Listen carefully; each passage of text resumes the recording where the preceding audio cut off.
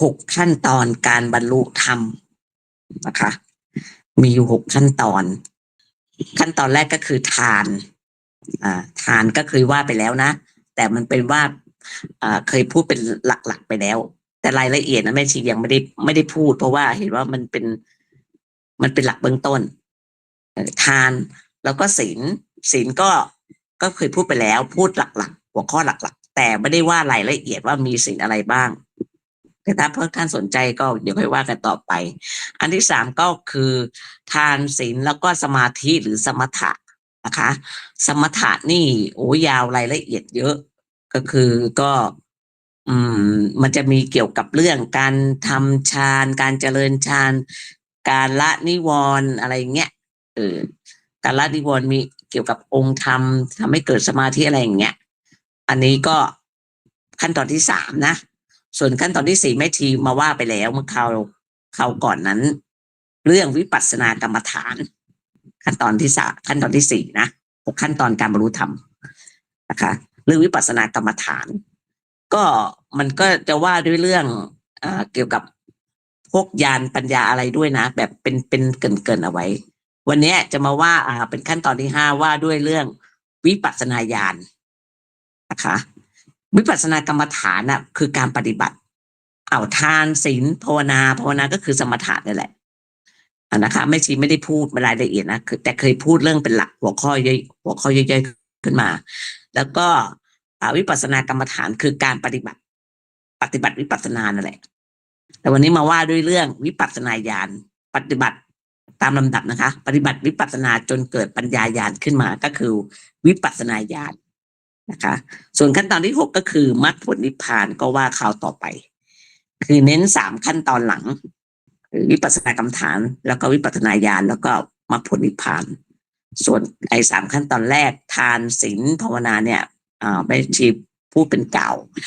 หลักหัวข้อใหญ่ๆไปเฉยๆนะคะวันนี้มาว่าด้วยเรื่องขั้นตอนที่6 ขั้นตอนแห่งการบรรลุธรรมเนี่ยวันนี้ขั้นตอนที่5นะคะก็คือวิปัสสนาญาณก็เอาข้อความบทความมาจากครูบาอาจารย์ทั้งหลายก็มีพระพรหมคุณากรคือในหนังสือพุทธธรรมนะท่านปอประยุตโตมาด้วยมีหลายท่านค่ะมีหลายท่านที่เป็นหนังสือใช้สำหรับทำงานวิจัยของแม่ชีด้วยอภิธรรมมัทสังคหะหรืออะไรเนี่ยมีหลายเล่มนะคะว่าด้วยวิปัสสนาญาณอันนี้ครูบาอาจารย์ท่านจัดวิปัสสนาญาณที่เวลาเราปฏิบัติวิปัสสนากรรมฐานเนี่ยจนเกิดญาณปัญญาเนี่ยท่านจะนับในคัมภีร์วิสุทธิมรรคมันจะมี16ญาณใช่ไหมมันจะมี16ญาณแต่ครูบาอาจารย์ทั้งหลายท่านจะญาณที่1ที่เราเรียกว่า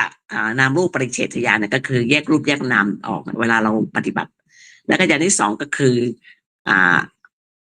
รูปนามเป็นปัจจัยซึ่งกันและกันอะไรอย่างเงี้ยไม่ชี้พูดภาษาไทยนะแล้วก็อันที่3ธรรมะทนญาณเนี่ยอันเนี้ยไอ้3ญาณแรกเนี่ยเรียกว่ามันยังไม่เห็นไตรลักษณ์ครูบาอาจารย์ท่านก็เลยสามญาณแรกเนี่ยก็คือว่าไม่จัดเป็นญาณเพราะไม่เห็นไตรลักษณ์ท่านเอาญาณที่4เลยเริ่มโดยเรื่องอุทยพยญาณมันทั้งหมด16ญาณมันก็จะเหลือตัด3ญาณแรกมันก็จะเหลือแค่วิปัสสนาญาณ9นะคะอันนี้ท่านไม่ได้นับปัจเจเวคขณะญาณด้วยนะคือท่านก็ไม่ได้นับว่าเป็นวิปัสสนาเพราะมันเลยวิปัสสนาไปแล้วมันเกิดญาณปัญญาไปแล้วนั่นแหละนะคะก็เลยของท่านปอประยุตโตเนี่ยก็เรียกว่าท่านเอาแค่วิปัสสนาญาณ9คือพูดง่ายๆว่าญาณตั้งแต่ญาณ1ญาณ3เนี่ยท่านไม่ได้นับเป็นเรียกว่าไม่เห็นแต่ละก็ยังไม่ได้นับเป็นวิปัสสนายังไม่เกิดญาณปัญญาอะไรอย่างเงี้ยวิปัสสนาญาณ9เนี่ยในญาณในวิปัสสนาเนี่ยญาณที่นับเข้าในวิปัสสนาเนี่ยนะหรือเป็นจัดเป็นวิปัสสนาก็คือว่ามันเป็นความรู้ที่ทำให้เกิดความเห็นแจ้งในสภาวะของสิ่งทั้งหลายตามความเป็นจริงอันแรกเลยคืออุทยพยญาณนะคะแต่ในคัมภีร์วิสุทธิมรรคเนี่ยมันก็จะนับเป็นญาณที่4แต่นี่ไม่ชี้เอาของท่านปอประยุตโตแล้วกันนะเพราะในนี้อ้างอิงมาตรงนี้คืออุทยพยญาณเนี่ยคือญาณที่เห็นการเกิดดับพิจารณาเห็นการเกิดดับแห่งขันธ์5 จนเห็นชัดว่าสิ่งทั้งหลายเกิดขึ้นแล้วมันก็ต้องดับไปชัดค่ะเห็นการเกิดดับเกิดขึ้นแล้วก็ดับไปอย่างชัดเจนอันนี้เกิดจากการปฏิบัตินะไม่ใช่ปฏิบัติมาอย่างเช่นอะไรเกิดดับอย่างเช่นเรากำหนดพองยุบนะคะเราก็จะเห็นอาการปัญญามันเกิดแล้วว่ามันมีการเกิดดับเกิดขึ้นก็คือว่าพองมันเกิดขึ้นแล้วมันก็ดับไปแล้วก็ยุบต่ออันเนี้ยปัญญามันเกิดแล้วอ๋อมันเป็นอย่างนี้นะคะพองเกิดขึ้นพองเป็นลักษณะแบบไหนก็แล้วแต่เนี่ยมันเกิดขึ้นมาอาการพองแล้วก็อาการยุบพองเกิดแล้วก็ดับไปแล้วก็ยุบก็เกิดขึ้นมาแล้วก็ดับไปอันนี้เห็นการเกิดดับปัญญามันเกิดขึ้นมามันเป็นตรงนี้นะคะหรือไม่ก็เวลาเราเดินจงกรมเราก็จะเห็นการเกิดขึ้นแล้วก็ดับไปของอาการก้าวย่างของเท้านะคะอันนี้เขาเรียกว่าอุทยพยญาณในขณะที่เรากำหนดรู้ตอนนั่งสมาธิเนี่ยตรงเนี้ยญาณอุทยพยญาณเนี่ยจะเห็นการเกิดดับชัดเจนมากนะคะจิตจะสงบมากเลยนะคะในญาณที่สี่ซึ่งอุทยพยญาณเนี่ยมันจะคล้ายๆสังขารุเบกขาญาณนะคะคล้ายกันมาก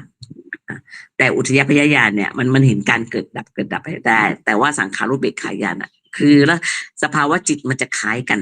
นะคะก็คือสังขารุเบกขาญาณก็มันจะคล้ายๆกับอุทยพยญาณไม่ชีก็ว่าอย่างนั้นนะมันคล้ายกันมากเลยนะต่อไปญาณที่สองก็คือพังคานุปัสสนาญาณไม่ชีเรียกสั้นๆนะพังคาพังขยานแล้วกันเรียกสั้นๆตามแบบที่เขาเรียกทั่วไปก็คือพังขยานคือยานที่มันเห็นแต่ความสลายไปเมื่อเห็นการเกิดดับแล้วเมื่อคำนึงเด่นชัดในการดับแล้วมันจบสิ้นไปก็เห็นสังขารทั้งปวงล้วนมีการสลายไปหมด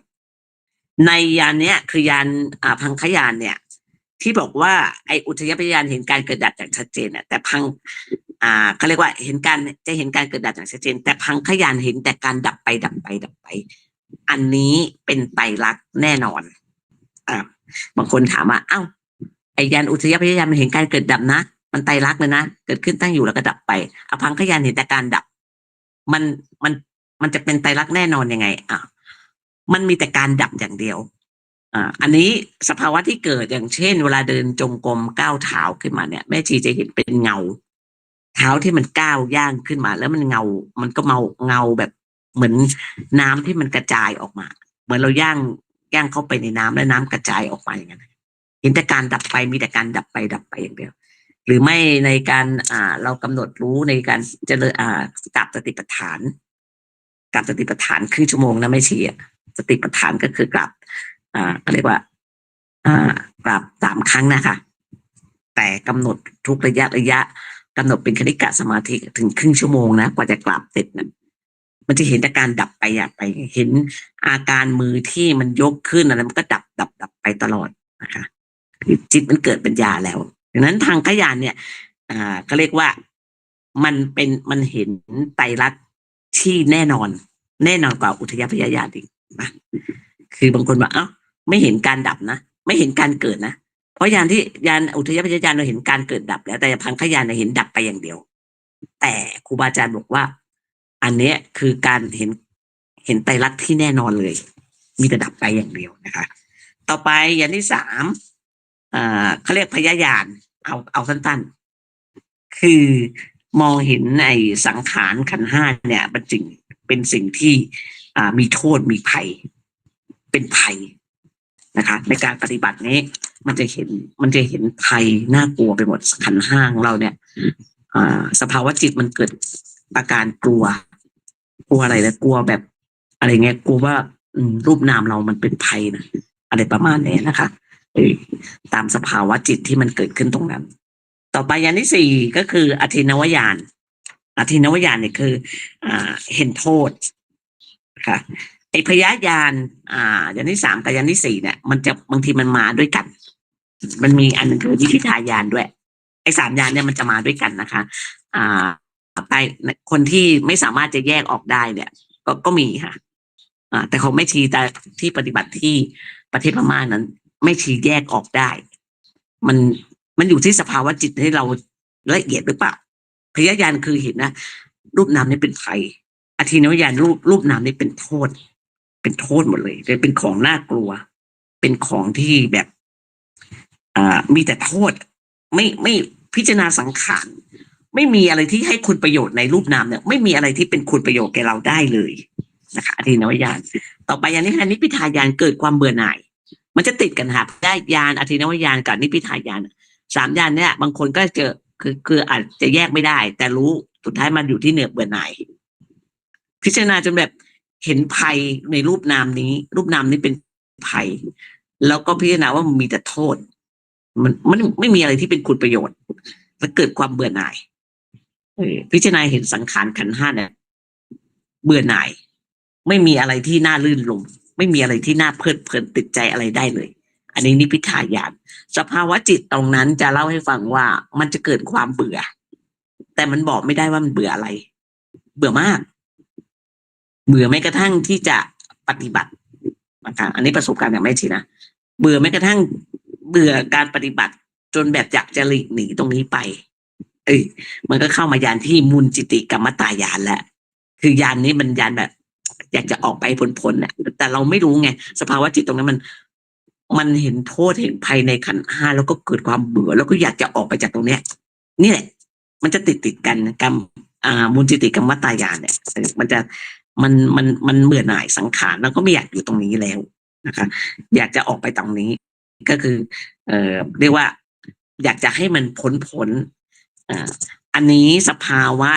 ตอนที่ปฏิบัติที่ประเทศพม่านะไม่ที่มีสภาวะทางร่างกายก็คือว่าจะมีอาการแบบเบื่ออาหารนะคะมันเบื่ออาหารในยานเนี้ยมุนจิติเนี่ยเบื่อแล้วก็แต่ว่าณตอนนั้นน่ะในขณะปฏิบัติสภาวะจิตเกิดตรงนั้นแต่แม่ชีรู้อยู่ก่อนแล้วเพราะว่าเคยเรียนมาเคยปฏิบัติมาก่อนที่จะทำงานวิจัยเนี่ยเคยปฏิบัติมาแล้วเคยผ่านมาแล้วนะคะแต่ถ้าปฏิบัติที่ประเทศพม่าเนี่ยเราจะรู้ล่วงหน้าเลยเหมือนว่าเรารู้เรื่องหน้าเลยว่าเนี่ยมันจะต้องเกิดยานนี้ขึ้นมาคือมันรู้ว่าใครอ่ะมันก็เลยไปได้เร็วนะคะต่อไปเมื่อมันจะมีสภาวะจิตที่แบบว่ามันเห็นสังขารขันธ์5เนี่ยเรียกว่าเป็นภัยมีแต่โทษไม่มีเป็นคุณประโยชน์อะไรแล้วเกิดความเบื่อหน่ายแล้วมันก็จิตมันสภาวะจิตก็อยากจะออกไปจากตรงนี้ไม่อยากไม่อยากปฏิบัติในสภาวะจิตมันเป็นตรงนั้นนะอยากให้พ้นไปเนี่ยต่อไปยานที่7คือปฏิสังขารยานเอาสั้นๆนะคือเมื่อเขาเรียกว่าอยากเบื่อหน่ายที่จะปฏิบัติอยากให้ไปพ้นจากไอ้ตรงเนี้ยไม่อยากอยู่นะฮะสภาวะจิตตรงนั้นก็คือมันมีสภาวะทางร่างกายทางอาการด้วยมันมีอาการแบบมันเบื่ออาหารนะคะมันก็อาจจะมีอาเจียนมีอะไรพวกนี้มันก็มีบางคนมีนะแต่บางคนก็เป็นหนักแต่ของแม่ชีก็ไม่ได้ถือว่าหนักอะไรแต่มีอาการท้องผูกด้วยถ่ายไม่ได้อะไรอย่างเงี้ยพอมาปฏิสังขารญาณเนี่ยก็คือเป็นญาณพิจารณาหาทางเรียกว่าเบื่อหน่ายอยากจะไปพ้นตรงนี้ใช่ไหมมันก็หาทางที่จะเรียกว่าเอาสังขารทั้งหลายเนี่ยกำหนดด้วยไตรลักษณ์แหละหาทางหาอุบายปลดเปลื้องอุบายปลดเปลื้องก็คือลักษณะที่สภาวะจิตมันจะเป็นที่ว่ามันผุดลุกผุดนั่งนะคะมันผุดลุกผุดนั่งที่แบบมันกำหนดสมาดูสมาธิมันก็ไม่อยากทำแล้วอยากจะออกไปเดินจงกรมเสร็จก็อยากจะกลับมานั่งสมาธิอันนี้มีอาการผุดลุกผุดนั่งก็คือปฏิสังขารญาณคือหาทางที่จะแบบมองหาอุบายที่จะปลดเปลื้องอะไรตรงเนี้ยสภาวะจิตมันเป็นตรงนั้นมันชัดมากเลยนะอันนี้ตามประสบการณ์ที่เคยปฏิบัติมานะคะอันนี้ตามตำราเนี่ยมันจะชัดแจ๋วเลยตอนปฏิบัติเนี่ยไม่ทีจะทิ้งตำรานะทิ้งออกไปไม่เอามายุ่งมาเกี่ยวเพราะว่ามันจะทำไม่ได้สภาวะที่แท้จริงแต่พอสภาวะมันเกิดแล้วเราจะรู้เพราะเราก็ร่ำเรียนมาอะไรมาเราจะรู้ทันทีคือมันมีประโยชน์ไหมไอ้ตำราเนี่ยมีประโยชน์ในทางที่ว่ามันเรารู้มาแล้วว่ามันเป็นอย่างนี้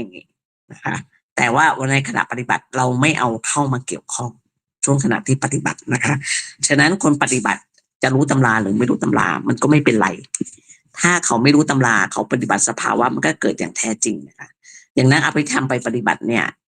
เขาจะเอาตำราเข้ามาเกี่ยวข้องเขาไม่ได้ผ่านการปฏิบัติมาแท้จริงนะอันนี้ปฏิสังขารญาณต่อไปสังขารุปเปกขายานอันนี้อย่างที่ในคัมภีร์วิสุทธิมรรคจะบอกว่าจะเป็นญาณที่11แต่อันนี้ในวิปัสสนาญาณ9ของท่านปอปิยุตโตเนี่ยจะเป็นญาณที่8สังขารุปเปกขายานเนี่ยญาณที่วางใจเป็นกลางในสังขารในรูปนามขันธ์5เนี่ยพิจารณาต่อไปแล้วว่าคือมันเกิดสภาวะเห็นความจริงแล้วว่ามันแก้ไขอะไรไม่ได้ในรูปนามนี้แล้วก็วางใจเป็นกลางไม่ยินดียินร้ายในรูปนามขันธ์5ตรงนี้หลังจากที่ว่ากำหนดหาทางที่จะปลดเปลื้องหาอุบายอะไรมันทำไม่ได้สุดท้ายวางใจเป็นกลางอันนี้ญาณที่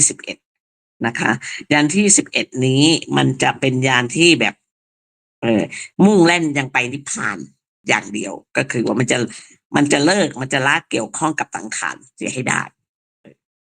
คือว่าจิตเป็นกลางจิตเป็นอุเบกขาเนี่ยมันก็มีวางใจที่แบบไม่ยินดีร้ายมันก็จะมองเห็นนิพพานไปจิตจะมุ่งแล่นไปทางนิพพานอย่างเดียวนะคะละสภาวะตรงนั้นก็คือจะละรูปก็คือพองยุบไม่มีก็เรียกละรูปไปแล้วพองยุบมันเป็นรูปนะแต่นามจิตเนี่ยยังอยู่ภาวะจิตตรงนั้นสงบมากสงบแบบกำหนดอะไรก็ได้ไปหมดเลยเห็นการเกิดดับไปหมดเลยเห็นอะไรก็แบบเห็นหมดกำหนดอะไรได้หมดไม่สนใจเสียงอะไรภายนอกสมมติได้ยินเสียงเครื่องตัดหญ้าเนี่ยก็เหมือนไม่ได้ยินไม่สนใจคือที่ก็มันเป็นกลางจริงๆนะเรียกสังขารุปเปกขายานใครถึงญาณนี้เนี่ยเรียกว่า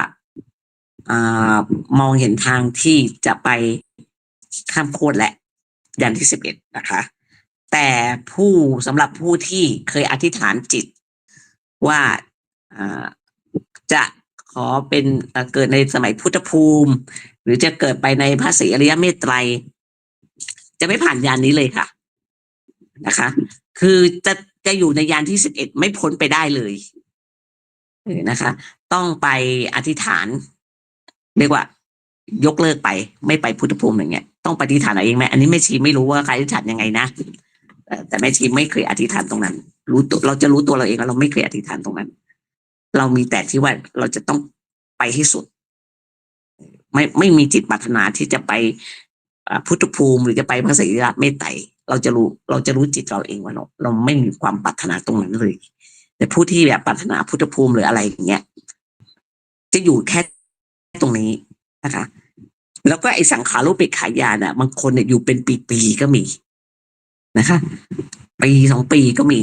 อย่างคุณแม่ชีที่จะมาเดินทางมาหาแม่ชีเนี่ยเรายังไม่ได้คุยรายละเอียดว่าทำไมเขาถึงไปไม่ได้เขาก็บอกเขาก็ไม่รู้ว่ามันถึงตรงไหนก็จะมาคุยกันนะคะก็คือเนี่ยบางคนติดอยู่ในยานถ้าผู้ตามคัมภีร์วิสุทธิมรรคหรือตรัสปฏิบัติเนี่ยอยู่ในยานที่11สังขารุเนี่ยติดอยู่ตรงนี้ถ้าเกิดว่าไม่ไปถอนคำอธิษฐานอยู่ตรงนี้ทั้งปีทั้งชาติจนตายนะคะอยู่ยันที่11ตรงนี้มันยังเป็นโลกียญาณอยู่นะยังไม่ได้เป็นโลกุตระฉะนั้นจิตมันเสื่อมถอยลงได้นะคะมันย่อมเสื่อมลงได้เป็นไปตามโลกได้นะคะมันเป็นโลกียญาณอยู่แต่เมื่อเวลาปฏิบัติท่านมีการอธิษฐานไว้แล้วมันก็จะไม่ไปมันก็จะอยู่ตรงนี้2 ปี3 ปีก็มีนะคะคุณแม่ชีที่จะมาหาแม่ชีเนี่ยเขาก็มีความสงสัยเขาก็อยากจะมาคุยมาถามไทยว่าเราจะต้องทำอะไรยังไงเราแม่ชีก็จะแก้สภาวะให้ตามเท่าที่แม่ชีจะมีปัญญาที่จะช่วยเขาได้นั่นแหละนะก็ไม่ได้บอกว่าตัวเองเก่งหรอกแต่ว่าปฏิบัติมาเยอะขนาดเนี้ยมันอยู่แค่ตรงเนี้ย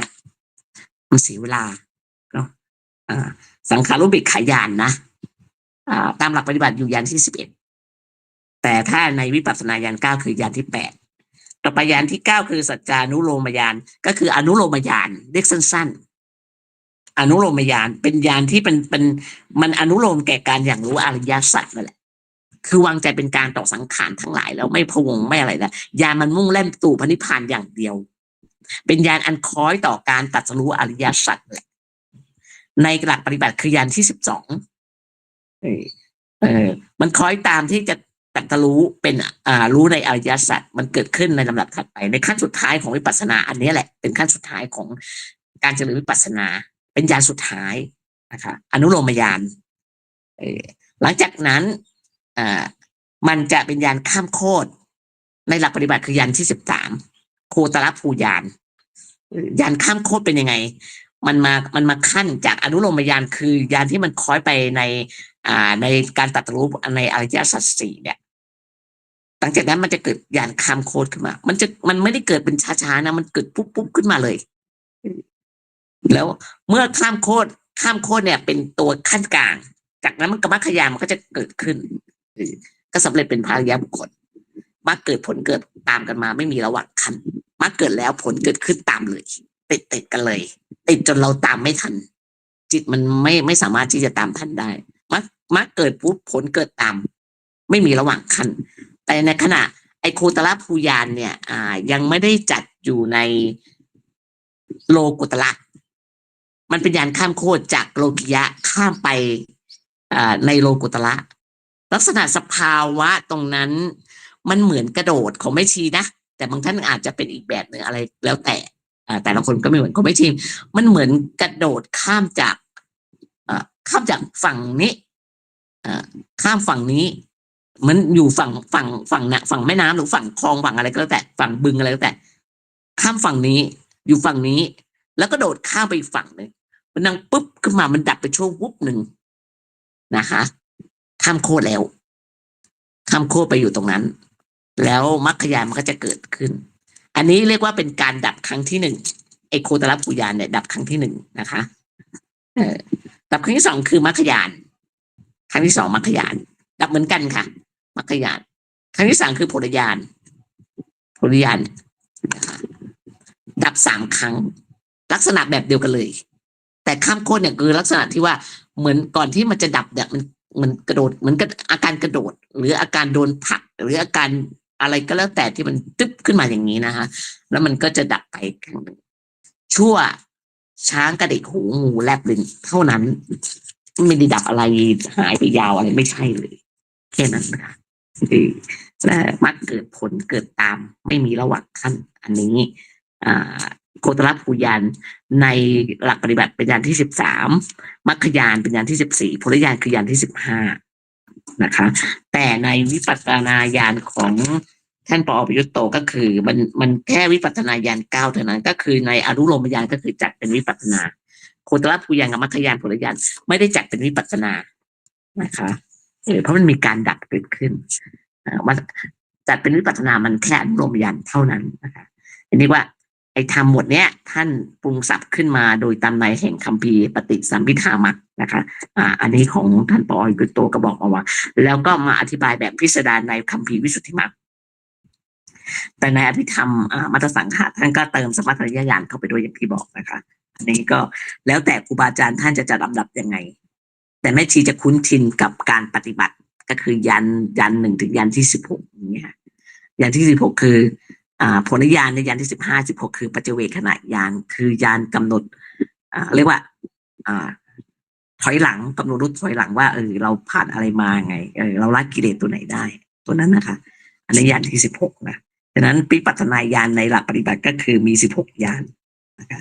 ตามคัมภีร์วิสุทธิมรรคของ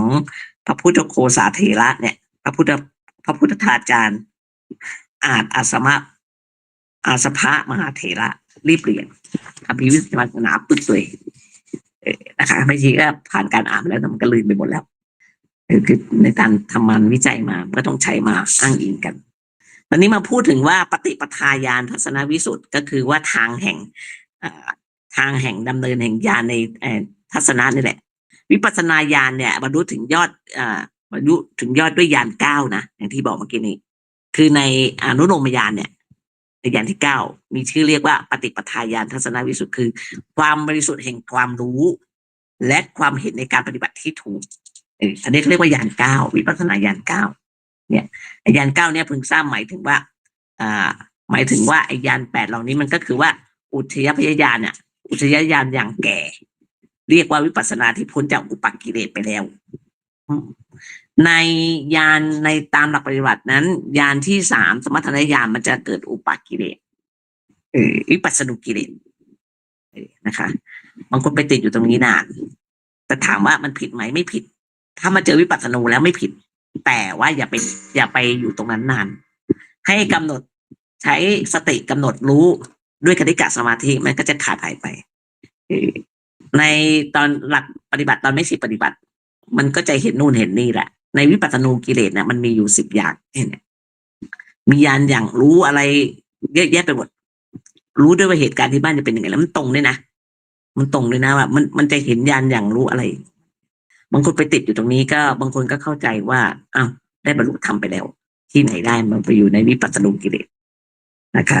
ตอนนี้ไออุทยพยญาณเป็นญาณอย่างแก่เป็นวิปัสสนาญาณอย่างแก่พังคญาณนี่กำหนดรู้ด้วยการเห็นเนืองๆซึ่งเห็นจากความดับไปเนืองๆพยญาณก็คือญาณกำหนดรู้ว่าเป็นสิ่งที่มีภัยรูปนามมีภัยอธินวญาณคือญาณกำหนดรู้เนืองๆเห็นเนืองๆเป็นสิ่งที่มีโทษนิพพิทายานก็คือญาณกำหนดรู้แล้วเกิดความเบื่อหน่ายมูลจิติกรรมตายานคือญาณที่รู้ที่อยากจะออกไปจากตรงนี้ไม่อยากอยู่แล้วปฏิสังขารญาณก็คือว่าพิจารณาทบทวนจะหาอุบายยังไงให้มันพ้นไปจากตรงนี้สังขารุเบกขญาณกำหนดรู้ด้วยความวางกลางวางใจเป็นกลางในสังขารทั้งปวงมันหนียังไงรูปนามนี่มันก็ยังอยู่อย่างนี้แหละหนีรูปนามไม่ได้จากแรกๆก็อยากจะหนีไปให้มันพ้นไปหนีไม่ได้ก็วางใจเป็นกลางลักษณะเป็นแบบนี้นะต่อไปยานที่ยานสุดท้ายในวิปัสสนาญาณสุดท้ายก็คืออนุโลมญาณเรียกสั้นๆเนาะผู้ปรารถนาอนุโลมบรรลุอนุโลมญาณเนี่ยจะต้องเรียกว่ามันต้องพ้นจากอุปกิเลสเรียกอุปกิเลสก็คือวิปัสสนุกิเลสในยานที่4นั่นแหละต้องพ้นจากตรงนั้นถึงจะมาถึงอนุโลมญาณได้อย่างที่บอกนะคะคือวิปัสสนุกิเลสที่ท่านปฏิบัติแล้วท่านเจอนะไม่ผิดถูกทางแล้วแต่ไม่ให้ไปติดในวิปัสสนุกิเลสนะคะไม่งั้นถ้าไปติดตรงนั้นก็ไม่สามารถที่จะถึงอนุโลมญาณคือญาณที่9ได้ในวิปัสสนาเนี่ยญาณที่9ก็คืออนุโลมญาณเนี่ยญาณที่มันจะคอยตามการตรัสรู้ในอริยสัจนะคะตอนนี้มาอธิบายว่าไอ้อุทยพยญาณมันจะมีแบบอย่างแก่กับอย่างอ่อนนะคะก็คือภลวะอุทยพยญาณก็คืออย่างแก่ภลวะก็คือแก่มีคำถามว่าเรียกว่าพระโยคาวจรหรือผู้ปฏิบัติเนี่ยในอุทยญาณเนี่ยมีประโยชน์อะไรนะคะมีคำถามว่ากระทำในโยคีทั้งหลายที่อยู่ในอุทยพยญาณเนี่ยมันมีประโยชน์อะไรตอบว่ามีประโยชน์ในการกำหนดรู้พระไตรลักษณ์เพราะว่าอุทยพยญาณต้นอย่างอ่อนเนี่ยนะมันจะประกอบไปด้วยวิปัสสนูกิเลสสิบางทีก็อยู่ในสมถะญาณก็ได้แล้วแต่คือไอ้วิปัสสนูกิเลสมันทำให้ไม่เห็นไตรลักษณ์ไม่สามารถกำหนดรู้ไตรลักษณ์ได้เลยนะคะไม่เห็นตามความเป็นจริงแต่ถ้าอุทยญาณอย่างแก่เนี่ยมันจะพ้นจากอุปกิเลสไปแล้วสามารถเห็นไตรลักษณ์ได้เลยแต่เนี่ยพอพ้นจากอุปกิเลสไปแล้วก็มันสามารถเห็นการเกิดดับในอุทยญาณอย่างแก่คือรู้ไตรลักษณ์นั่นเองถ้าถามว่าพระไตรลักษณ์ทั้งหลายเนี่ยที่ยังไม่ได้ปรากฏเนี่ยมันมีอะไรปิดบังอยู่มีอะไรปิดบังเพราะเราไม่ได้มนสิการใช่ไหมหมายถึงว่าไม่ได้ใคร่ครวญทำไม่ได้น้อมเข้ามาใส่ตัวอะไรใช่ไหมบอกแบบตอบว่าก่อนอื่นเนี่ย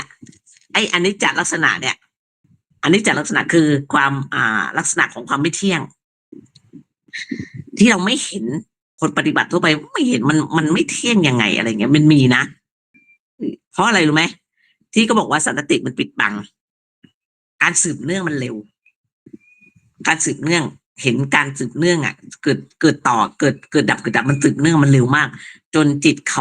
ามันตามไม่ทันเรียกว่าจิตความละเอียดของจิตสมาธิตรงนั้นมันยังไม่ละเอียดพอที่จะเห็นสันตติที่มันสืบเนื่องเนี่ยมันตามไม่ทันและอีกอย่างหนึ่งก็อาจจะแบบว่าไม่มนสิการการเกิดและการดับนะคะไม่มนสิการคือไม่น้อมเห็นการเกิดการดับใจมันไม่น้อมเพราะว่าอะไรเพราะเขาไม่เห็นนะคะ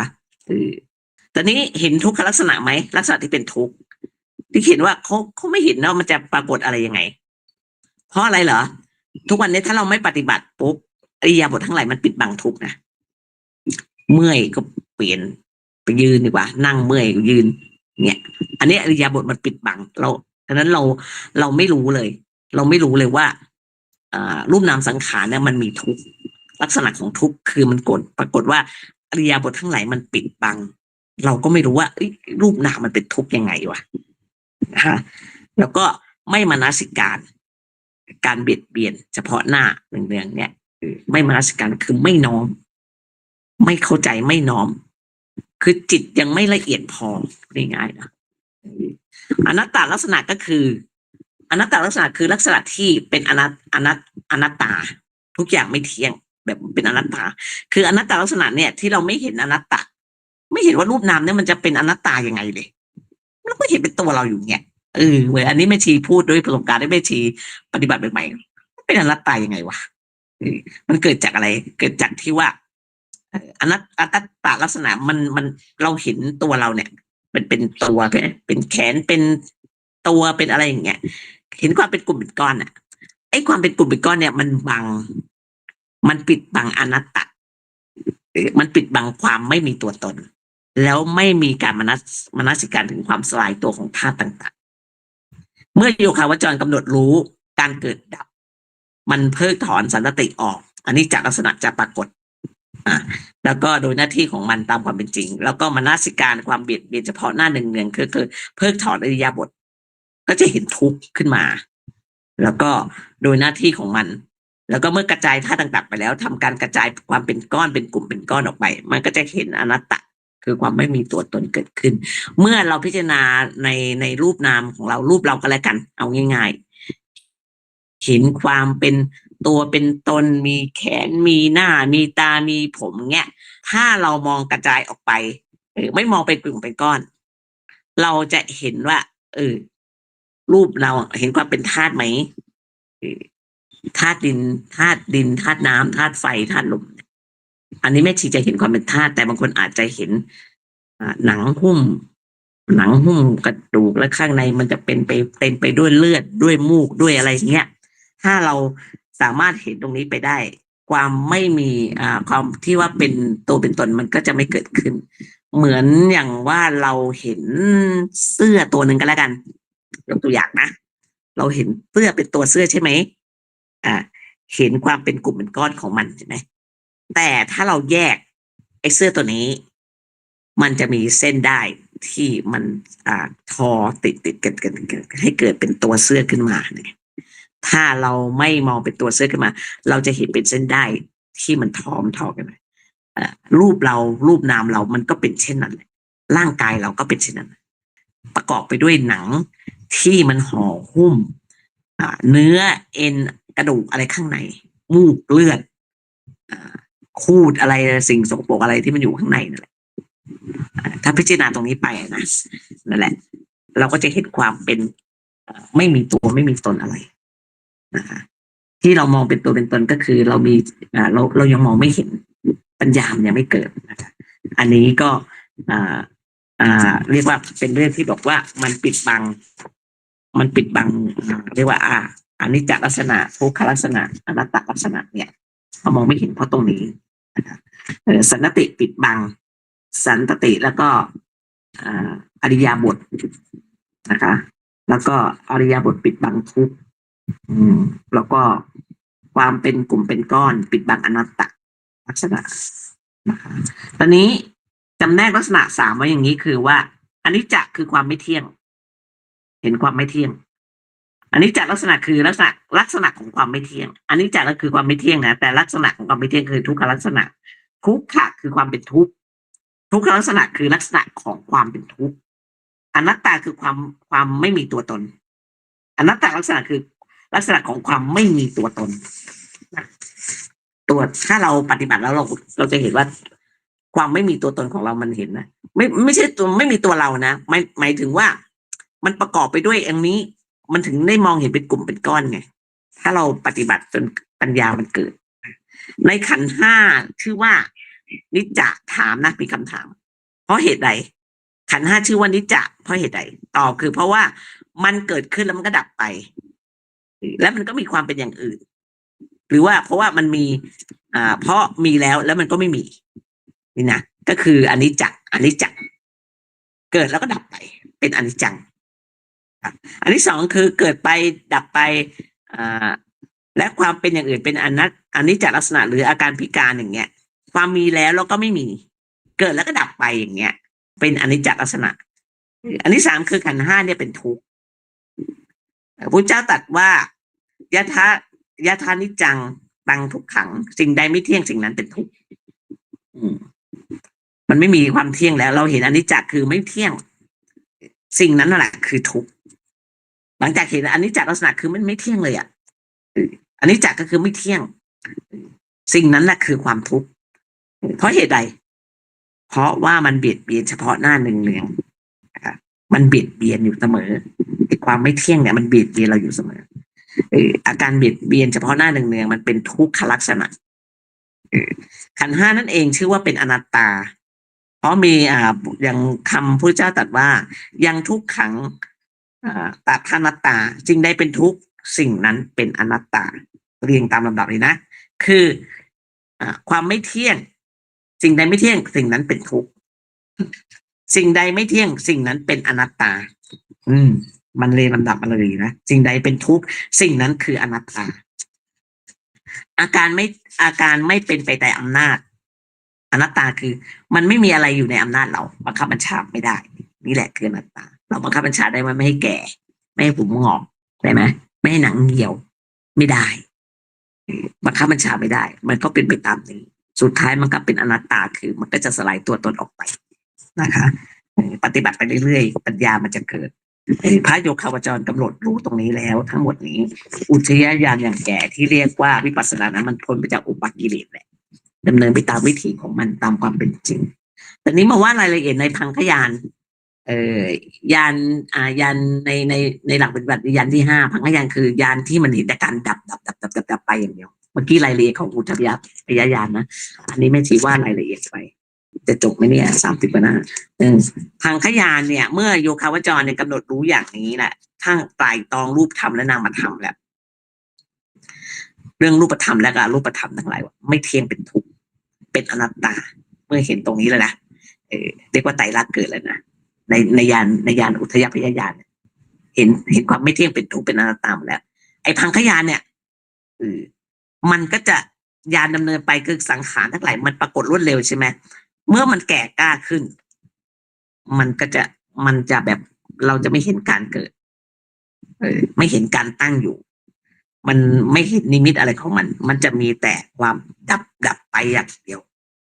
มีแต่ความสิ้นไปเสื่อมไปแตกสลายไปอย่างเดียวในพังคยานนี้นะคะไม่เห็นการตั้งอยู่เกิดขึ้นตั้งอยู่แต่มันจะเห็นแต่ดับที่ครูบาอาจารย์บอกว่าพังคยานคือวิปัสสนาแท้ไตรลักษณ์แท้ดับไปอย่างเดียวนะคะอันนี้อาศัยคำครูบาอาจารย์ขออภัยจำชื่อท่านไม่ได้นะคะคืออ่านเจอพังคยานเป็นไตรลักษณ์แท้เลยเหรอไม่ใช่อุทยพไม่ใช่อุทยพยญาณซึ่งแม่ชีก็จำตรงนี้ได้ที่เขาว่าพังคยานเป็นไตรลักษณ์แท้เพราะอะไรมีแต่ความดับไปเสื่อมสิ้นสลายไปไม่มีอะไรคงอยู่นะคะในพระบาลีบอกว่าไอ้พังคยานเนี่ยเขาเรียกว่าในคำในพระบาลีบอกว่าสังขารเกิดขึ้นอย่างนี้แล้วดับไปอย่างนี้เป็นธรรมดาดังนี้วิปัสสนาญาณจึงชื่อว่าพังคยานเอาสั้นๆนะณตรงนั้นแหละซึ่งอยู่ในพระบาลีปฏิสันถามักแปลว่าถามว่าปัญญาในการกำหนดรู้อารมณ์แล้วเห็นหนึ่งซึ่งความดับชื่อว่าวิปัสสนาญาณอย่างไรเห็นแต่ความดับเป็นเนืองดับแล้วดับอีกดับที่คำว่าเนืองนะหมายถึงว่าเห็นดับแล้วก็ดับอีกดับแล้วก็ดับอีกอยู่อย่างนั้นยกตัวอย่างที่แม่ชีเดินจงกรมเท้าที่ก้าวย่างมันจะเห็นเป็นรอยที่แบบเหมือนน้ำที่มันกระเซ็นออกมาแล้วก็หายแวบไปหรือไม่เวลากราบสติปัฏฐานพนมมือขึ้นนั้นมันจะมีอาการแบบมือไม่ได้หมายความว่ามือหายนะมันจะเห็นอาการดับไปที่มันในขณะที่ยกเป็นช่วงจังหวะกำหนดรู้กำหนดคติกะสมาธิ มันจะเห็นอาการนั้นนะมันดับจิตมันเกิดปัญญาแล้วมันก็รู้ตรงนั้นจิตที่มีรูปเป็นอารมณ์เกิดขึ้นแล้วก็ดับไปโยคาวจรรู้อารมณ์นั้นแล้วเห็นเนืองๆคือเห็นเนืองๆโดยความไม่เที่ยงไม่ใช่เห็นเนืองๆเป็นของเที่ยงนะเห็นเนืองๆคือความไม่เที่ยง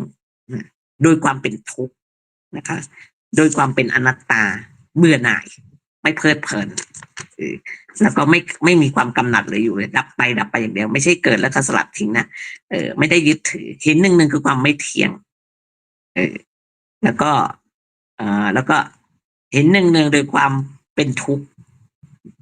เห็นเนืองๆโดยความเป็นอนัตตา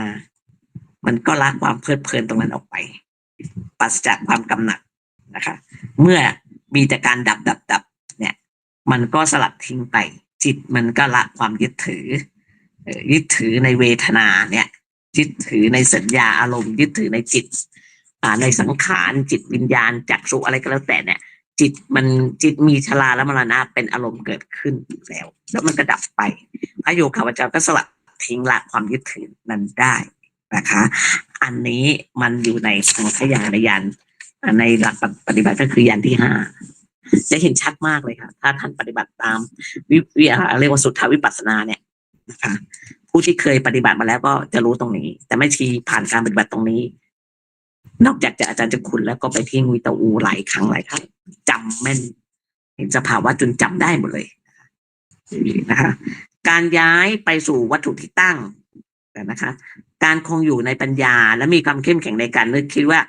ปฏิสังขารเนี่ยเห็นแจ้งด้วยการกำหนดรู้อารมณ์ทั้งสองเป็นสภาวะอันเดียวกันอารมณ์นั้นคือจิตน้อมไปในนิโรธนะคะเห็นความแจ้งลักษณะของความดับเนี่ยไอ้พังขยานเนี่ยจิตมันน้อมไปในนิโรธมันดับกำหนดรู้คือญาณการกำหนดรู้คือญาณโดยความหมายว่ารู้แล้วชื่อว่าปัญญาโดยความหมายว่ารู้ทั่วเพราะฉะนั้นท่านกล่าวว่าปัญญาในการกำหนดรู้อารมณ์แล้วเห็นอยู่เนืองๆซึ่งความดับชื่อว่าวิปัสสนาญาณเห็นไหมอันนี้เป็นวิปัสสนาญาณแท้เห็นความดับอยู่ในนี้ก็กล่าวแล้ววิธีว่าอ่านตรงไหนนะเนี่ยค่ะอันนี้ในหนังสือพุทธธรรมนะความหมายของคำว่าเห็นเนืองๆคือคำว่าเห็นเนืองๆในพระบาลีหมายความว่าตามเห็นเนืองๆอธิบายว่าเห็นแล้วเห็นอีกเนี่ยเขาบอกไว้แล้วยังไงหรือว่าไม่ใช่อ่านในนี้รู้จำหนังสือไม่ได้นะเห็นแล้วเห็นอีกเห็นความดับไปแล้วก็เห็นแล้วก็เห็นอีกเนี่ยอยู่อย่างเงี้ยท่านเรียกว่าเห็นเนืองๆนะเห็นเนืองๆโดยความไม่เที่ยงเห็นเนืองๆโดยความเป็นทุกข์เห็นเนืองๆโดยความเป็นอนัตตามันจะเห็นอยู่เรื่อยๆคำว่ากำหนดรู้อารมณ์ทั้งสองสภาวะเดียวกันดำเนินไปตามอารมณ์นั้นแหละกำหนดรู้อารมณ์ทั้งสองสภาวะเดียวกันเนี่ยสังขารนี้แตกดับอยู่ชั้นใดสังขารแม้ในอดีตก็แตกดับชั้นนั้นแหละตอนนี้มันแตกดับยังไงญาณปัญญามันบอกว่าในอนาคตมันก็แตกในอดีตมันแตกดับมาแล้วและในอนาคตมันก็จะแตกดับแบบนี้อีกชั้นนั้นเช่นกัน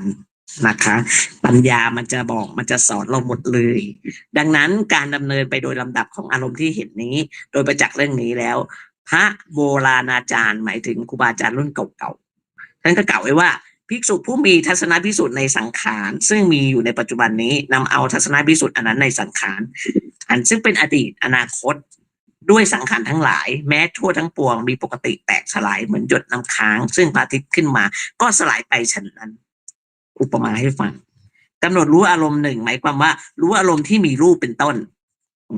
คำว่าเห็นเนืองๆคือความดับหนึ่งหมายความว่าเห็นความดับอารมณ์นั้นแล้วยังเห็นเนืองๆความดับของจิตที่มีความดับนั้นเป็นอารมณ์ด้วย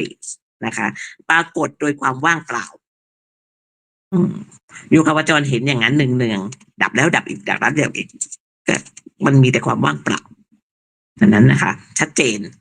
ความดับอย่างนั้นความปรากฏอย่างนั้นว่างเปล่าปรากฏว่าสังขารทั้งหลายแตกดับแตกดับไปแต่แตกดับของสังขารทั้งหลายนั้นเป็นความตายไม่มีใครอื่นๆเลยนะคะดังนี้เพราะฉะนั้นครูบาอาจารย์รุ่นเก่าจึงอธิบายว่าขันธ์ทั้งหลายดับไปไม่มีใครอื่นความแตกดับของขันธ์ทั้งหลายเขาเรียกว่าความตายนะคะโยคีผู้ไม่ประมาทเห็นอยู่ซึ่งความแตกดับของขันธ์ทั้งหลายเหล่านั้นด้วยอุบายที่แยบคาย เหมือนช่างเจรไนเห็นแก้วมณีที่ตนเจาะอยู่ด้วยเพชรฉันนั้น อืมครูบาอาจารย์ท่านก็บอกว่าไอ้ไอ้เรียกว่าขันธ์ห้ามันเห็นแต่ความดับไปดับไปก็นั่นแหละคือความตายนั่นแหละมันตายอยู่ทุกเมื่อในนั้นในขันธ์ห้าเรามันจะตายอยู่ทุกเมื่ออดีตก็ตายไปแล้วปัจจุบันนี้มันก็กำลังจะตายอนาคตมันก็ต้องเป็นแบบนี้แหละนะคะก็คือปัญญามันเกิดการอย่างรู้ตรงนี้แล้วคำว่าอาทิปัญญาวิปัสสนาท่านกล่าวว่ากำหนดรู้อารมณ์หนึ่งเห็นการเห็นหนึ่งการดับหนึ่งการปรากฏขึ้นความว่างเปล่าหนึ่งสามอย่างเนี้ยเรียกว่าอธิปัญญาวิปัสสนาความรู้แจ้งเห็นด้วยปัญญารู้ยิ่งอันนี้แค่ทางพยานเองนะยังได้ถึงขนาดนี้เลยนะคะมันก็ทำให้เรารู้เห็นรู้เช่นเห็นชาติกันแล้วกันเอาง่ายๆนะเรียกว่าในพังขยานนี้เรียกว่ามันเป็น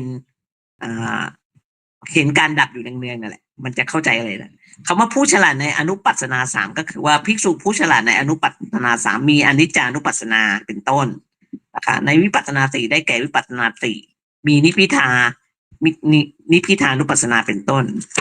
คำว่าเพราะความผู้ฉลาดในอุปทานสามหมายความว่าผู้มีความฉลาดในอุปทานก็คือมีความปรากฏสามอย่างหนึ่งความเสื่อมไปความสิ้นไปความเสื่อมไปความว่างเปล่าโดยความสิ้นไปหนึ่งโดยความเสื่อมไปหนึ่งโดยความว่างเปล่าอีกหนึ่งเป็นสามไม่หวั่นไหวในทิฏฐิต่างๆเมื่อเห็นดังนี้แล้วไม่หวั่นไหวในทิฏฐิความว่าไม่สายไปในทิฏฐิทั้งหลายคือไม่มีเรียกว่าไม่มีมิจฉาทิฏฐิ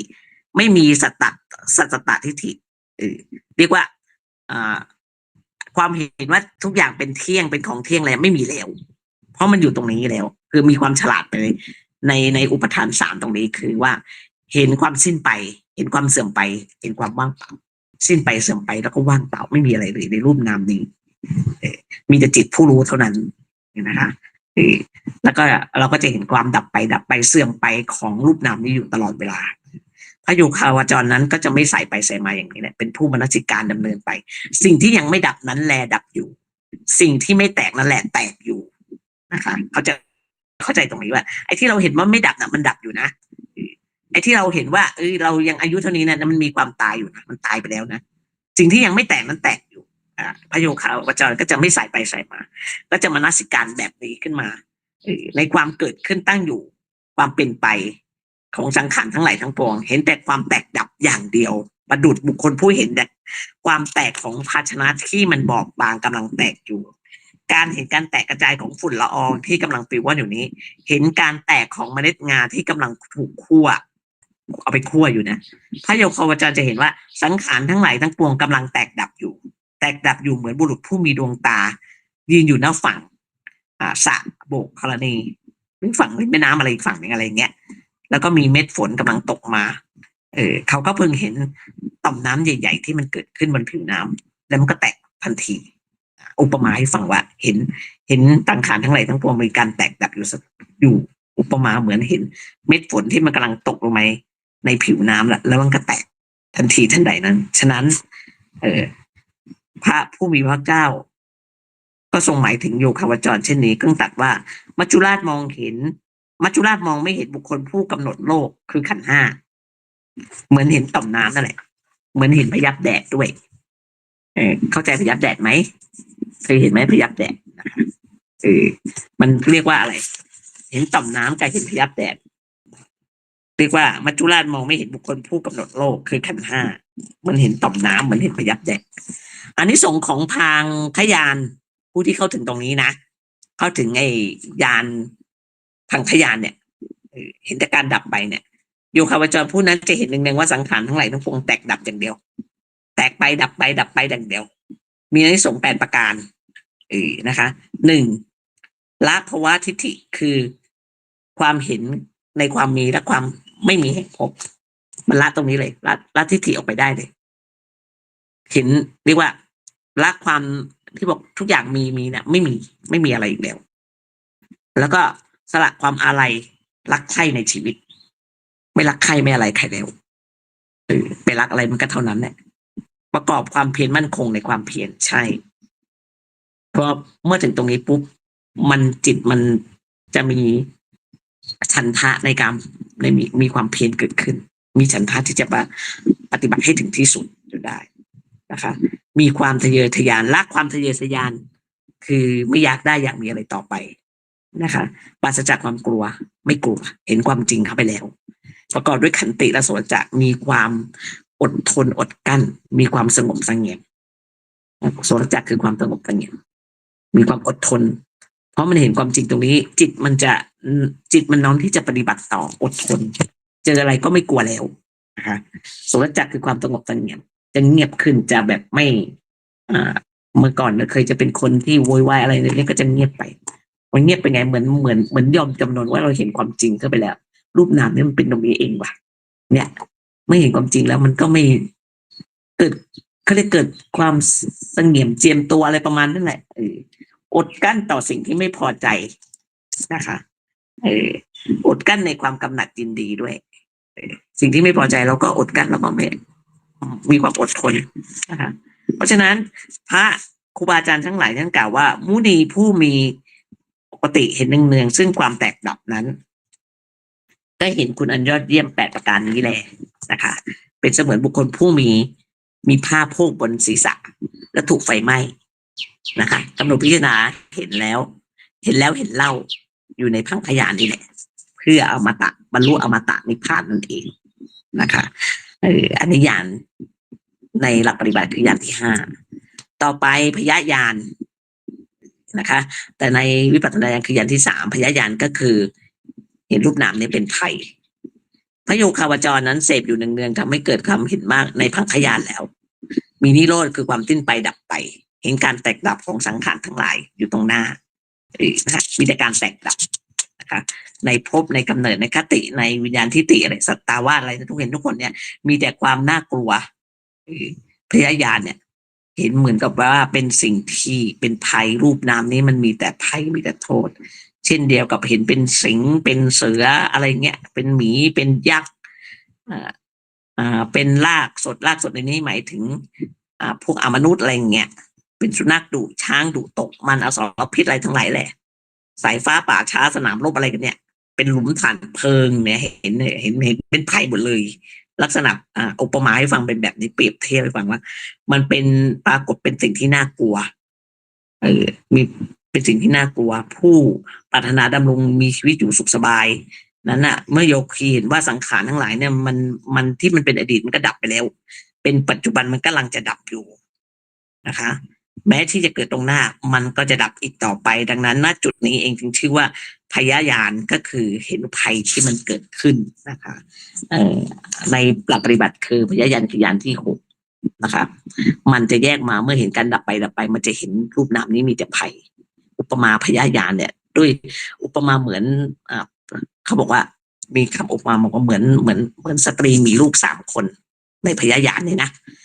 สมมติว่ามีสตรีผู้หนึ่งมันมีบุตรชาย3 คนแล้วทำความผิดพระราชาก็ตัดสั่งลงโทษตัดศีรษะบุตรชายทั้ง3 คนนั่นเลยสตรีผู้นั้นก็ไปที่ตะแลงแกงก็พร้อมกับบุตรชาย3 คนนั้นเขาก็ถูกตัดศีรษะคนโตกันตัดศีรษะลูกชายคนโตแล้วก็เตรียมที่จะตัดศีรษะลูกชายคนกลางสตรีผู้นั้นเห็นศีรษะลูกชายคนโตถูกตัดไปแล้วอันนี้นะอุปมาเหมือนว่าพยญาณเห็นเป็นภัยไงเห็นรูปนามนี่เป็นภัยแบบเนี้ยแล้วก็ไอ้ลูกคนกลางมันกำลังจะถูกตัดเขาก็มีความรู้สึกไงผู้หญิงคนนี้ก็มีความรู้ทอดอะไรลูกชายคนเล็กก็ไม่รอดแน่ก็จะเป็นเช่นเดียวกับอีก2 คนนั้นประมาณเนี้ยเราในขณะที่สภาวะจิตตรงนั้นอ่ะจะไม่ใช่จะมีความคิดว่ามันโอ้โหที่เราเคยพิสมัยรูปนามเนี่ยประคบประงมดูแลมันอะนะตอนนั้นก็คือสาวๆสวยๆนะที่แต่งตัวอะไรเงี้ยแต่ก่อน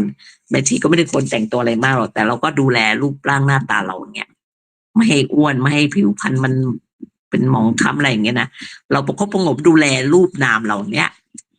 เราก็มองพอมาปฏิบัติตรงนี้สภาวะจิตมันเกิดมามึงมีแต่โทษแต่ภัยทั้งนั้นเลยจิตมันคิดไปตรงนั้นอันนี้อุปมาว่าไอ้ผู้หญิงมันจะมีลูกชาย3 คนก็เห็นภัยที่มันจะเกิดขึ้นอุปมาเหมือนว่าโยคีเห็นความดับของสังขารที่เป็นอดีตเปรียบเหมือนเห็นสตรีผู้นั้นเห็นศีรษะลูกชายคนโตนั่นแหละ แล้วก็เห็นความดับสังขารทั้งหลายในปัจจุบันเปรียบเหมือนสตรีที่เห็นศีรษะของคนกลาง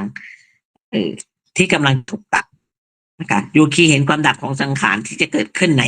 อนาคตก็เปรียบเหมือนสตรีผู้ทอดอะไรในบุตรชายคนเล็กว่าก็จะต้องโดนอีกก็จะต้องโดนเช่นเดียวกัน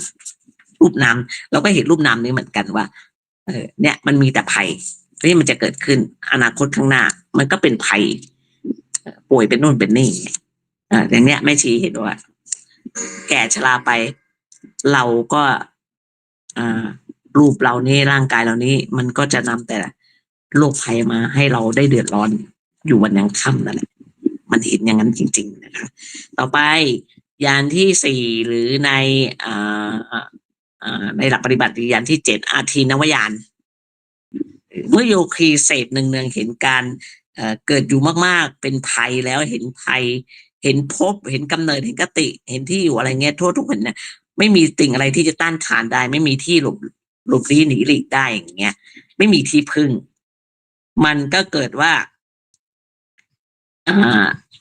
เป็นโทษอธินวญาณเนี่ยมีแต่รูปนามนี้มีแต่ความเป็นโทษนะคะไม่มีอะไรที่จะเป็นคุณได้เลยมีแต่โทษทั้งนั้นอุปมาเหมือนดั่งหลุมถ่านเพลิงที่เต็มไปด้วยถ่านเพลิงนะคะปราศจากที่มันปราศจากเปลวนั่นแหละเป็นมหาพูดสี่ก็ปรากฏเป็นอสรพิษก็ได้ขันธ์ห้าเนี่ยมันดุจเป็นเพชฌฆาตขันธ์ห้าเรารูปเวทนาสัญญาสังขารวิญญาณมันเป็นเพชฌฆาตที่มันจะคอยที่จะยกดาบอยู่เรื่อยนะคะอายตนะภายในคือไอ้ตาหูจมูกลิ้นกายใจเนี่ยมันประดุจเหมือนหมู่บ้านล้างอุปมาให้ฟังไอ้อายตนะภายนอกก็คือรูปเสียงกลิ่นรสอะไรเงี้ยโผฏฐัพพะเลยประดุจเหมือนพวกโจรมาปล้นฆ่าชาวบ้านเนี่ยนะเรียกว่ามันโจรมาปล้นฆ่าชาวบ้านก็คือไอ้หมู่บ้านนี้ก็ล้างไปเนี่ยปรากฏขึ้นแล้วก็ถูกประดุจถูกไฟเผาเนี่ยรูปโพงโชดช่วงอยู่สังขารทั้งหลายทั้งปวงก็ปรากฏเป็นพวกประดุจเหมือนพวกหัวฝีเป็นโรคถูกลูกศร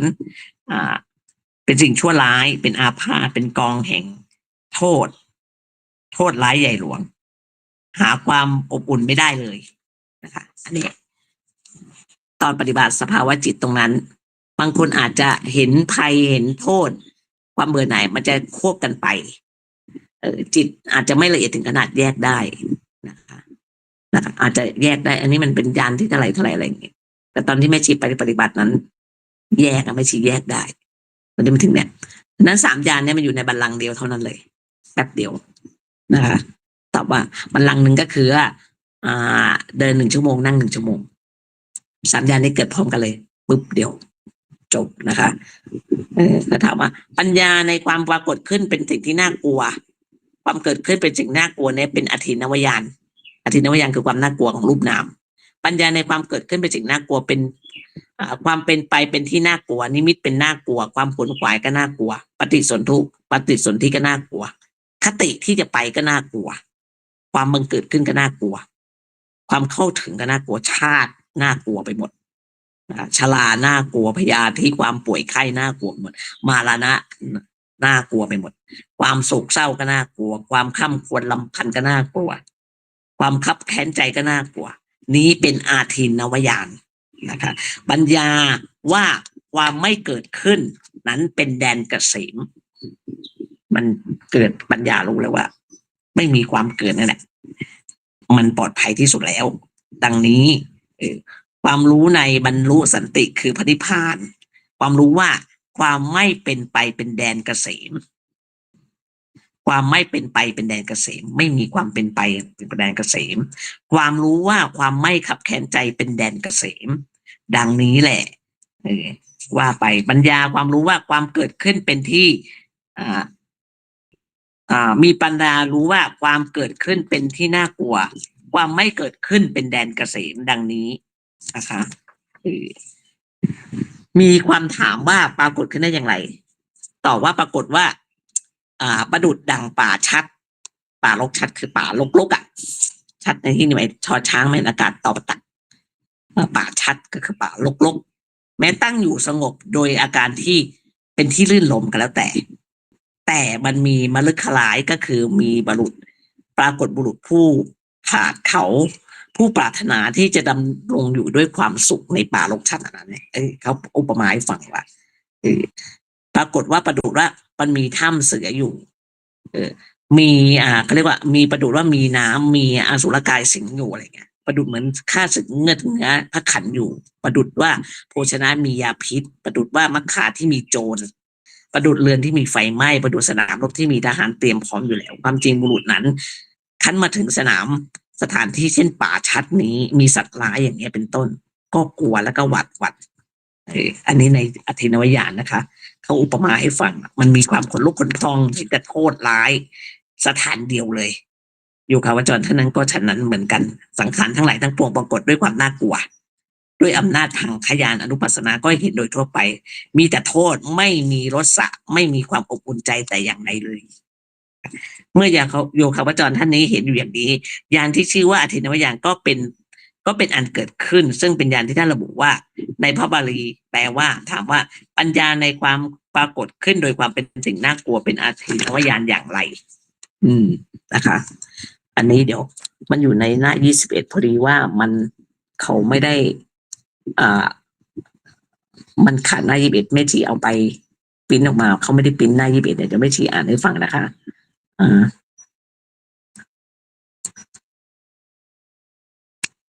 เขาบอกว่าตอบว่าปัญญาในความปรากฏโดยความเป็นสิ่งที่น่ากลัวความเกิดขึ้นเป็นสิ่งที่น่ากลัวเป็นอธินวายานปัญญาในความปรากฏเป็นสิ่งน่ากลัวความเป็นไปเป็นสิ่งน่ากลัวว่าเป็นนิมิตที่น่ากลัวความขวนขวายก็เป็นสิ่งที่น่ากลัวปฏิสนธิก็น่ากลัวคติที่ไปก็น่ากลัวความบังเกิดขึ้นก็น่ากลัวอุปัติก็เกิดความเข้าถึงเนี่ยน่ากลัวชาติก็น่ากลัวนะคะชราน่ากลัวพยาธิความเจ็บไข้ได้ป่วยน่ากลัวมรณาน่ากลัวความสุขเศร้าลำไพลำพันอะไรน่ากลัวหมดคำควรขับแค้นใจก็น่ากลัวเป็นอาทินวายานปัญญาความรู้ความไม่เกิดแดนเกษมปลอดภัยนะคะอันนี้เป็นแดนเกษมนะคะอันนี้ว่าไปแล้วมั้งต่อไปหน้าที่22ก็ว่าความว่าขออภัยนะคะเดี๋ยวแบบ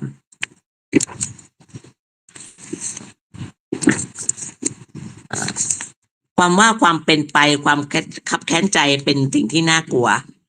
ความไม่คับแค้นใจเป็นแดนเกษมนะคะปัญญาในความปรากฏความเป็นสิ่งที่น่ากลัวความเกิดขึ้นเป็นทุกข์เป็นอธินวายานนะคะเป็นที่น่ากลัวความคับแค้นใจก็น่ากลัวเป็นอธินวายานหมดความรู้ว่าไม่เกิดเป็นสุขดังนี้ความรู้ว่าความเป็นไปความไม่คับแค้นใจเป็นสุขดังนี้เป็นสันติปัฏฐญาณความรู้ว่าความเกิดขึ้นเป็นทุกข์ความไม่เกิดขึ้นเป็นสุขดังนี้เป็นสันติปัฏฐญาณความรู้ว่าความเป็นไปเป็นทุกข์ความไม่เป็นไปเป็นสุขความคับแค้นใจเป็นทุกข์ความไม่คับแค้นใจเป็นสุขเนี่ยมันแยกแยะกันความรู้ในปรากฏความเป็นไปน่ากลัวความเกิดขึ้นเป็นการเจือด้วยอามิตรดังนี้อาทินวายานความรู้ในปรากฏเป็นความน่ากลัวเป็นไปความคับแค้นใจเป็นการเจือด้วยอามิตรความคับแค้นใจเป็นการเจือด้วยอามิตรนี้มันเป็นทินวายานความรู้ว่าความไม่เกิดขึ้นเป็นการไม่อามิตรนะคะความรู้ความเกิดเป็นการเจือด้วยอามิตรความไม่เกิดเป็นการไม่เจือด้วยอามิตรดังนี้อันนี้ก็มันเป็นบทความที่ให้อุปมาในอธินวายานความคับแค้นใจเป็นการเจือด้วยอามิตรความรู้ในความปรากฏเป็นความที่น่ากลัวนะคะความเกิดขึ้นเป็นสังขารดังนี้เป็นอธินวายานความรู้ในปรากฏความเป็นน่ากลัวเป็นความเป็นไปของฐานความคับแค้นใจเป็นสังขารดังนี้ความรู้ว่าความไม่เกิดขึ้นเป็นนิพพานดังนี้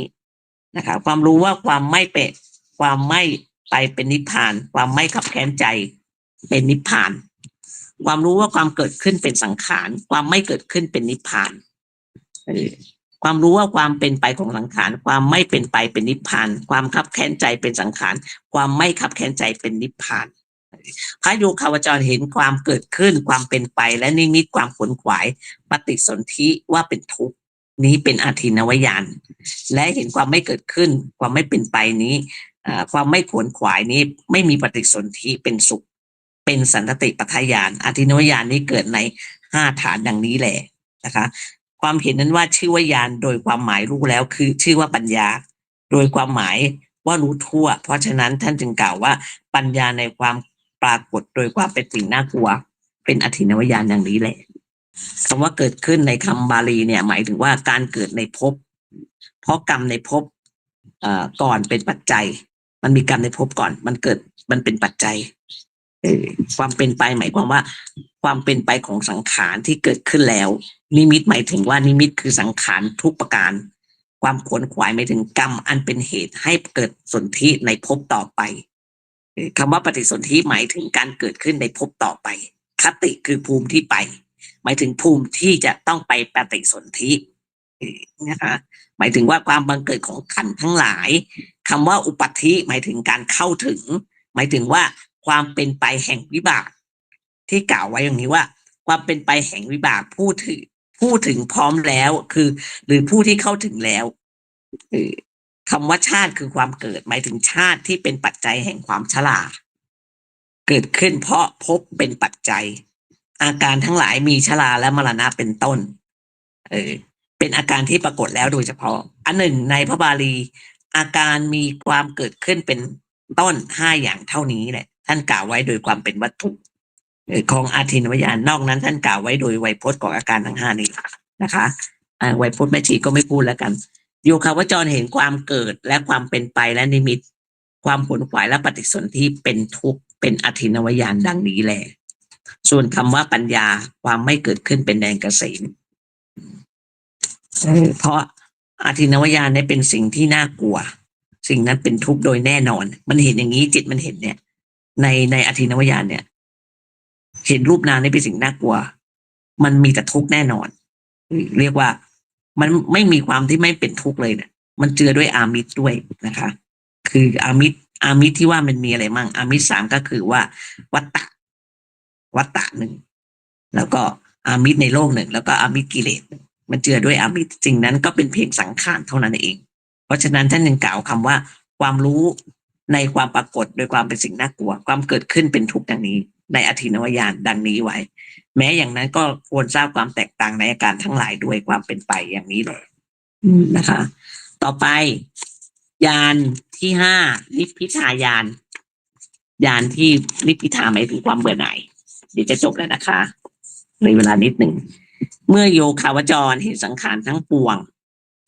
เมื่อกี้อธินวญาณนะเห็นรูปนามเนี่ยมันมีแต่โทษมีแต่ภัยแล้วนะแล้วมันก็เกิดความเบื่อหน่ายต่อมาคือนิพพิทายานคือเห็นสังขารทั้งหลายทั้งปวงเป็นโทษเห็นเป็นโทษจนเบื่อเอื่อมละอาไม่อภิรมย์ในสังขารแล้วสังขารนี่มีแต่การแตกดับอยู่เรื่อยๆเนี่ยมันเดินไปอยู่อย่างเงี้ยนะคะเปรียบเหมือนพญาหงส์ทองผู้อภิรมย์ยินดีอยู่ณเชิงภูเขาเนี่ยไม่อภิรมย์ยินดีในบ่อน้ำสกปรก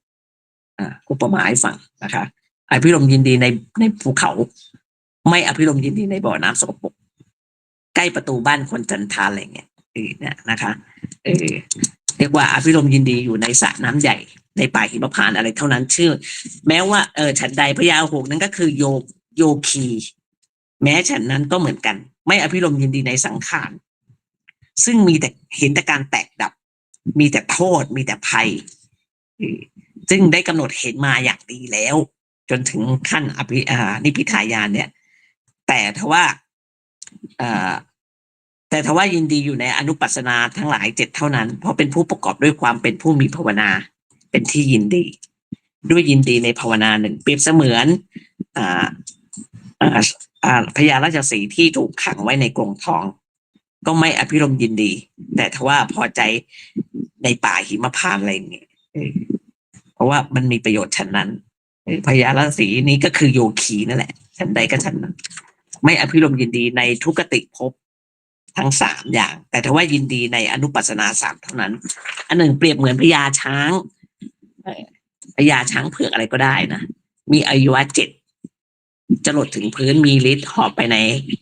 อากาศได้ไม่อภิรมย์ยินดีในท่ามกลางพระนครอภิรมย์ยินดีอยู่ในป่าชัดริมสระอย่างนั้นในป่าหิมพานต์เท่านั้นฉันนั้นเหมือนกันพญาช้าง3นี้ก็ประเสริฐ ก็คือโยคีผู้นั้นแหละ ก็ไม่อภิรมย์ยินดีในสังขารทั้งปวงเบื่อหน่ายแต่อภิรมย์ยินดีอยู่ในพระนิพพาน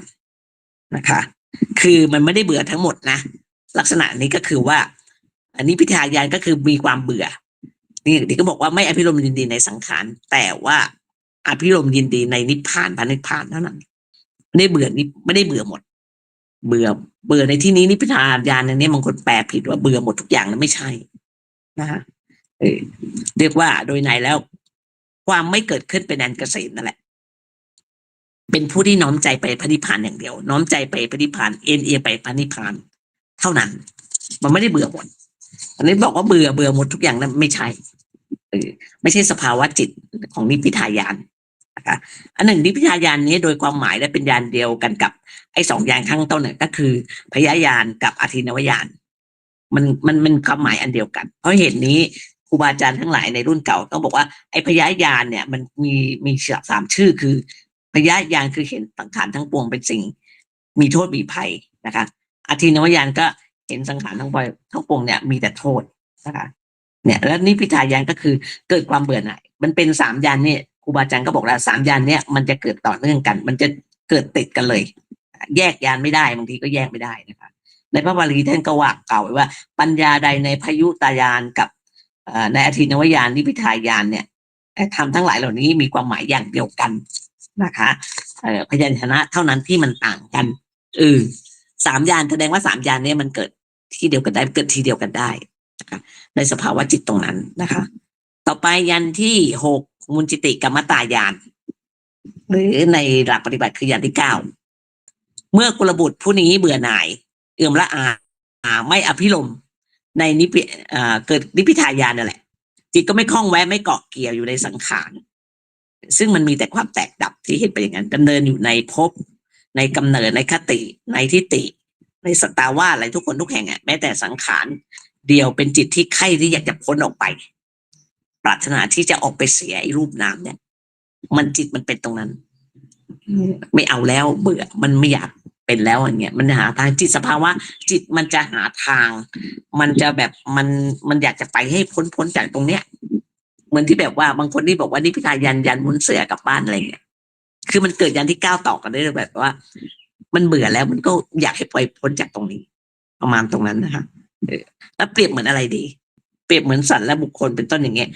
เปรียบเหมือนปลาที่มันติดอยู่ในอวนนะคะหรือกบที่มันอยู่ในไอ้ปากงูเนี่ยหมายถึงเปรียบเหมือนไอ้กมุนจิติกัมมตายานเนี่ยอย่างที่มันอยากออกพ้นไปเนี่ยเปรียบเหมือนกบที่มันอยู่ในปากงูไก่ที่มันถูกขังไว้ในกรงนะคะงูที่มันอยู่ในเงื้อมือของหมองูก็แล้วกันช้างติดลมพญานาคอยู่ในปากคุดพระจันทร์อยู่ในปากราหูอะไรเงี้ยบุรุษผู้ถูกศัตรูล้อมไว้เนี่ยอุปมาแบบนี้ว่าจะทำยังไงที่จะพ้นไปตรงนี้นะคะมูลจิติกัมมตายานผู้ที่ปรารถนาจะพ้นไปมันมีความมุ่งมั่นที่จะออกไปเสียตรงนั้นเลยถ้าปฏิบัติตามสุทธวิปัสสนาเนี่ยมันจะสภาวะจะชัดเจนมาก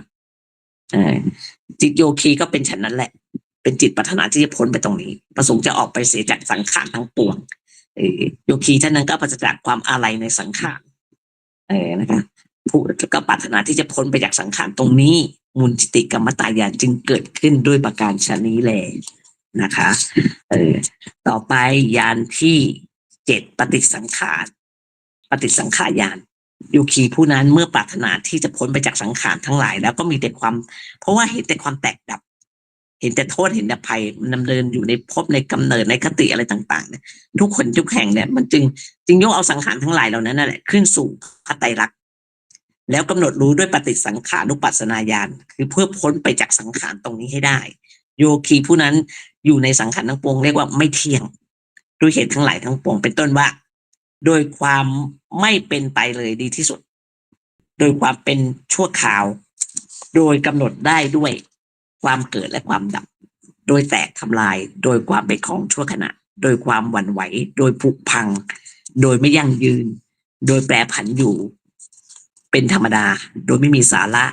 โดยปราศจากความเจริญโดยเป็นของปรุงแต่งขึ้นโดยความเป็นตายเป็นของธรรมดาเห็นอยู่ดังนี้ว่าเป็นทุกข์ด้วยเหตุทั้งหลายนี่ เป็นต้น เช่นเป็นต้นว่า โดยเบียดเบียนเฉพาะหน้าอยู่เนืองๆโดยทนได้ยากเห็นสังขารนะพวกอย่างเงี้ยโดยเป็นที่ตั้งของกองทุกข์โดยความเป็นโรคโดยความเป็นฝีโดยความเป็นลูกศรเสียบเอาไว้โดยความเป็นป่วยไข้โดยความเป็นหายนะโดยเป็นอุปัฏฐวะโดยเป็นภัยนี่เห็นตรงนี้หมดเลยนะปฏิสังขายาหนึ่งแบบรูปนามเนี่ยมันผู้ภาษามันมีแต่เรื่องไม่ดีอ่ะเรื่องมันมีแต่โทษแต่ภัยพูดง่ายโดยความเป็นภัยโดยความเป็นอุปสรรคโดยความเป็นสิ่งที่ไม่เป็นที่ต้านทานโดยความเป็นที่ไม่เป็นที่หลบลี้ไม่เป็นที่พึ่งเป็นโทษร้ายเป็นต้นเหตุแห่งความชั่วร้ายเป็นฆาตกรเป็นอาสวะเป็นเหยื่อล่อของมารเป็นความเกิดเป็นธรรมดาความแก่เป็นธรรมดาเจ็บป่วยเป็นธรรมดามีความตายเป็นธรรมดาโศกเศร้าเป็นธรรมดาข้ามควรลำพันธ์เป็นธรรมดามีความคับแค้นใจเป็นธรรมดาความเศร้าหมองเป็นธรรมดาเห็นอยู่ดังนี้โดยอสุภะเห็นรูปนามนี้เป็นอสุภะโดยเป็นบริวารของทุกขลักษณะด้วยเหตุทั้งหลายเป็นต้นว่าโดยความเป็นของไม่งามหรือความเป็นของกลิ่นเหม็นรูปนามเนี่ยนะรูปเราเนี่ยมันเป็นของน่าเกลียดเป็นสิ่งปฏิกูลถ้าโดยการแบบถ้าไม่ได้ตกแต่งเนี่ยมันก็ปรากฏได้ชัดโดยความเป็นรูปพิการโดยความเป็นควรเป็นสิ่งที่ควรสลัดทิ้งไปเลยเห็นอยู่อย่างนี้สังขารทั้งปวงเนี่ยเป็นอนัตตาด้วยเหตุนี้แหละ